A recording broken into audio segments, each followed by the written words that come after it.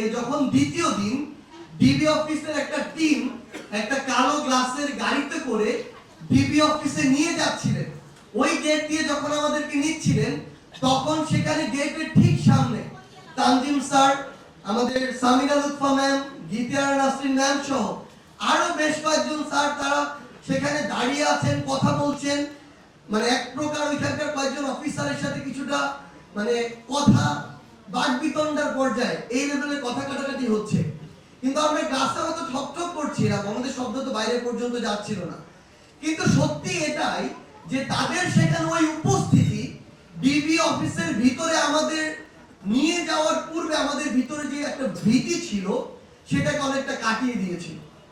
তো আমরা আমাদের জায়গা থেকে তাদেরকে আরো কৃতজ্ঞতা জানাতে চাই, যখন আমাদের সহযোদ্ধাদেরকে শুধু একটা যৌক্তিক দাবির জন্য পুলিশের পোশাক পরে কিছু পুলিশের সো-কল্ড মানে আইন শৃঙ্খলা রক্ষাকারী বাহিনীর সদস্য বিভিন্ন থানায় নিয়ে যাচ্ছিল, শাহবাগ থানায় নিয়ে গিয়েছিল, তখন তারা গলা ফাটিয়ে ওই শাহবাগ থানার সামনে দাঁড়িয়ে চিৎকার করে তাদের শিক্ষার্থীদেরকে থানা থেকে নিয়ে এসেছিল।